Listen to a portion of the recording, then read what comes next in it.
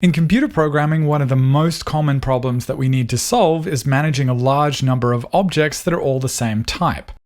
As an example, imagine you're building an application that needs to support a large number of user accounts. While the data in these accounts might be different, they all have a username, a display name, an email address, and so on.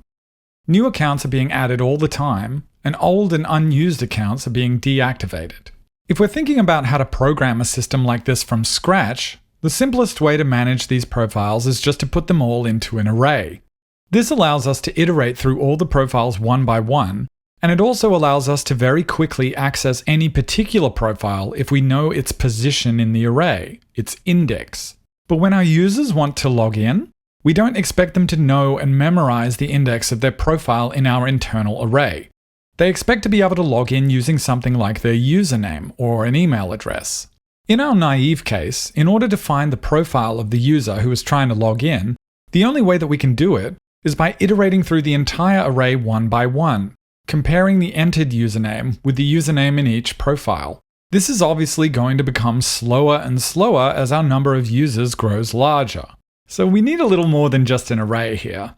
What we need is a different data structure that allows us to start from our username, which is a string, and somehow quickly find the profile that matches that username. Luckily, there's something that fits this exact description. It's one of the most commonly used data structures in programming, and it's called a HashMap, or a dictionary in some languages like Python. In contrast to an array, where we need to know the numeric index of an element if we want to look it up directly, with a hash map we can store and retrieve elements using some other data called a key. In our particular case, we can add our user profiles to our hash map using the string username as the key, and then when a user wants to log in, we can simply look up the profile in our hash map with the username directly, significantly faster than having to search through the whole array one by one. Now, if you've been programming for a little while, there's a very good chance that you've used a hash map or a dictionary before. But they're probably sitting in that magic bucket in your head, where you just sort of hand over the key and it gives you back the value, and you've never really thought about how it works on the inside. And maybe it feels a bit intimidating to you, the idea of implementing a hash map yourself from scratch. But they're actually surprisingly simple. So to understand how a hash map works, the first really important thing we need to remember here is that just like every other data structure in programming, a hash map is built over the top of an array. So in order to start building our hash map, the question we're trying to answer here is, how do we turn our string key into an index in an array that we can use for a direct lookup? Now this sounds like it could be complicated, but there's actually an incredibly simple way we can convert a string into a number. You might already know that underneath, a string is just an array of numbers representing the characters. So to convert our string into a single number, we could, for example, just go through each of the numbers representing the characters and add them all up. We now have a single number we can use as an index to store and retrieve our profiles from an array. Although, if you think about it, this approach has a pretty severe issue. You know how 7 plus 3 produces the same result as 6 plus 4, even though the numbers involved are different? In exactly the same way, if we just add the numerical values of each character up, there are many different strings that can add up to an identical number. And that's a pretty big problem for us because we really don't want two different usernames to end up pointing to the same index in our array of user data. What we need here is some kind of approach that attempts to ensure that a unique string ends up turning into a unique number. And there happens to be just such a thing. It's called a hash function, and the number that gets produced from this function is called a hash. And that, of course, is where a hash map gets its name. In simple terms, the way a hash function works is exactly like our naive approach of adding up the character codes. Hash functions break the data that you're using for your key down into chunks, like characters, for example, and do some mathematical operations with each chunk, eventually producing a single number. So to connect that back to our original problem of mapping a username onto an array index, the simplest approach would be just to use the number that comes out of our hash function as an array index directly. Well, this seems like it solves our problem, right? A unique string username will produce a unique hash number, which we can then map onto a unique index in our array, so problem solved. Well, not quite. Firstly, you may have noticed that the number produced by our hash function was very large. If I put in some separators here, you can see it's over 600 million. In fact, because the hash function we're using generates 32-bit integers, the hash could be anywhere from 0 to more than 4 billion. That is 2 to the power of 32. If we were to actually implement our naive approach and use the output from our hash function directly as our index, we would of course need to allocate an array with 4 billion values in it. Even if we manage to keep our user profiles to a very lean 32 bytes per profile, that means we would need to allocate 128 gigabytes for our array. And here's the worst part. Even if you did actually allocate 128 gigabytes for your array, you still wouldn't have a working implementation. Because as it turns out, even though hash functions are very good at generating unique hash values from unique input, they're not perfect. Sometimes even the best hash functions generate the same number from two different inputs, and this is referred to as a collision. But collisions aren't necessarily caused by some kind of problem with the hash function. It actually makes perfect sense that collisions would occur in this type of situation. As we discussed before, a hash function that produces a 32-bit number gives you about 4 billion possible hash values. So it's the hash function's responsibility to take your string username and produce a unique one of those 4 billion values. Now 4 billion values seems like a lot, but let's say we only allow our users to create usernames out of lowercase English letters. If we limit the length of our usernames to just one character, there are 26 possible usernames to choose from, and our friend Jeff Knox might choose the letter J. If we allow our users to use 2 letters, that gives us 26 squared possible names, already over 600 possibilities. 3 letters gives us 26 to the power of 3 combinations, and you can see the pattern here. By the time we get to just 7 letters, not even enough to represent Jeff's entire original username, we already have 26 to the 7 possibilities, which is over 8 billion possible usernames. So given that you can only represent up to 4 billion with a 32-bit number, even if our hash function perfectly distributed every possible input into a unique output, we would still just completely run out of numbers by the time we were barely halfway through even 7-letter usernames, let alone longer ones. But programmers use hash maps effectively all the time, so there must be some trick to getting this to work, right? There sure is.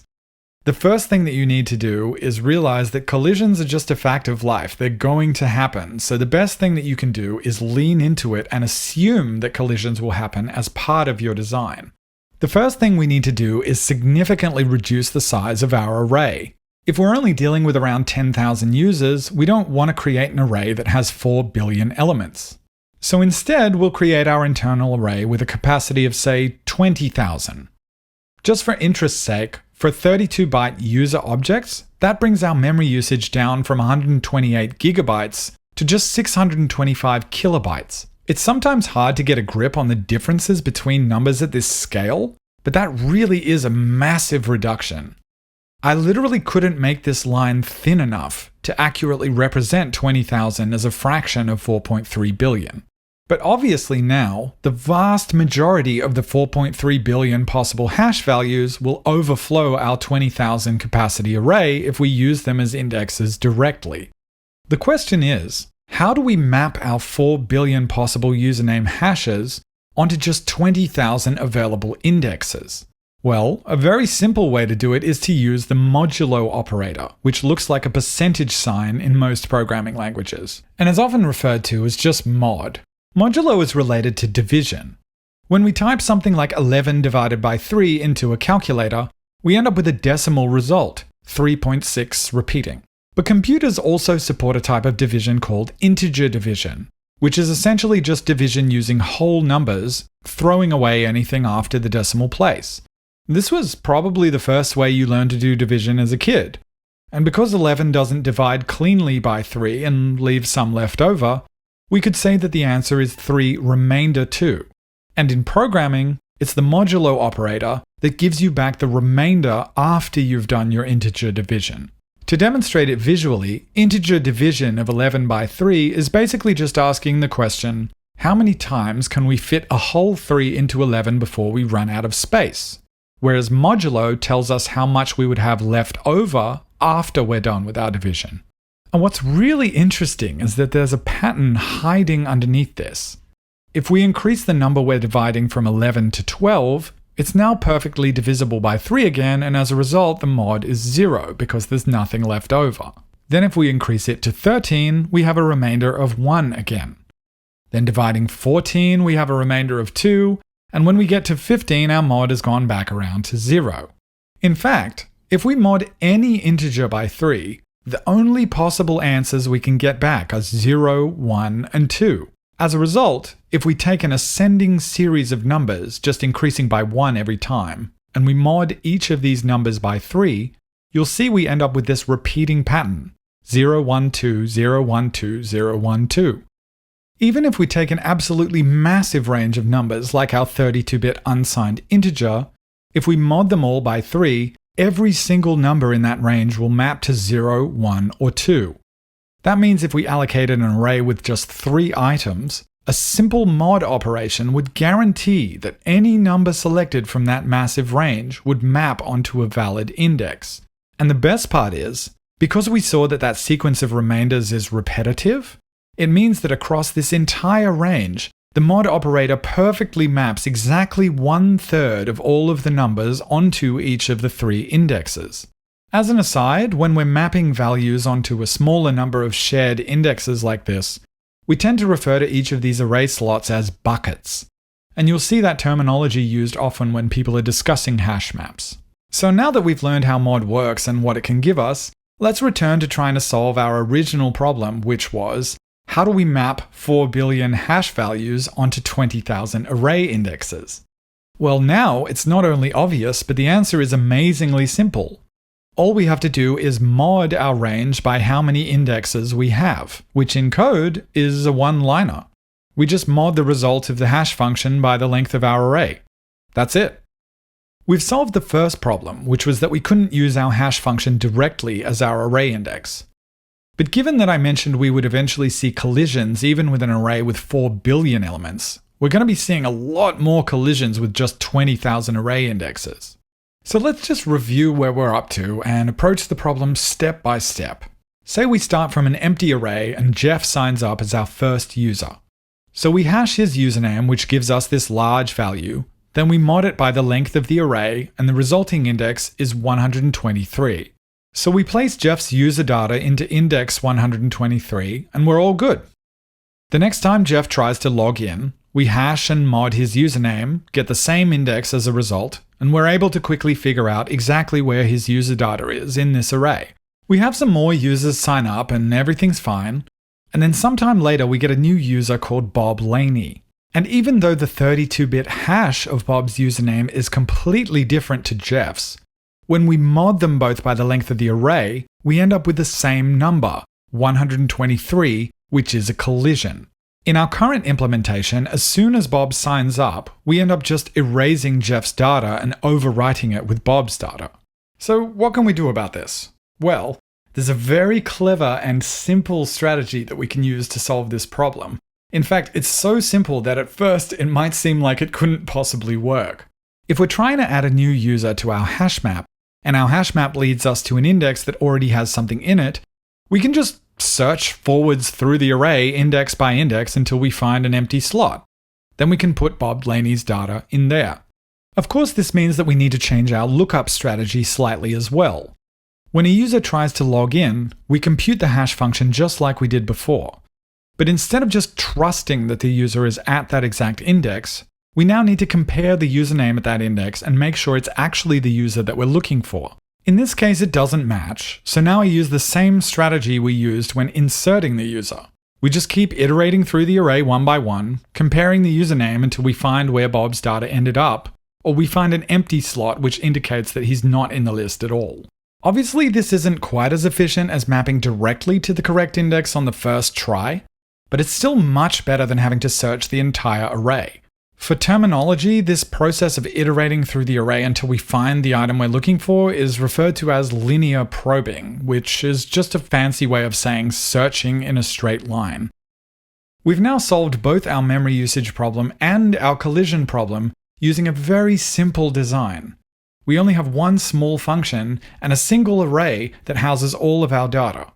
The technical jargon for the design of this type of hash map is called open addressing, which can be a little bit tricky to remember. The mental shortcut I use is looking at the first letter of each word.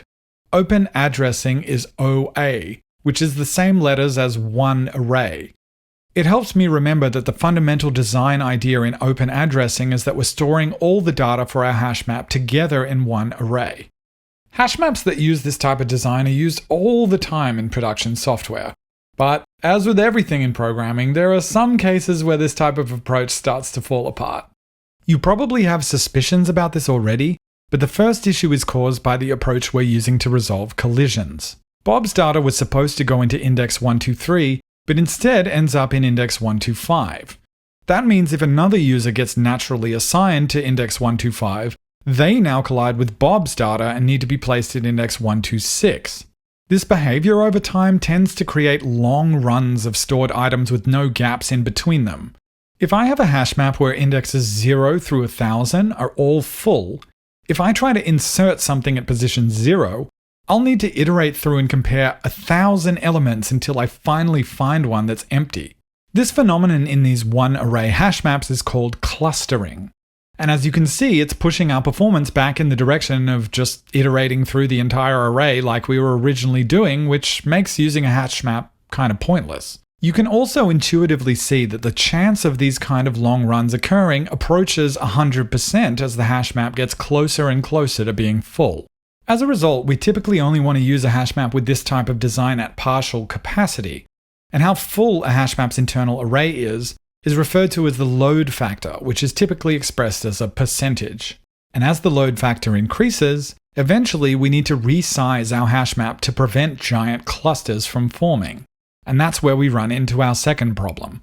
Resizing an array is as simple as doing a larger allocation and then copying all the memory over, because the indexes of elements in the smaller array will be the same as they are in the larger array, just with more space at the end.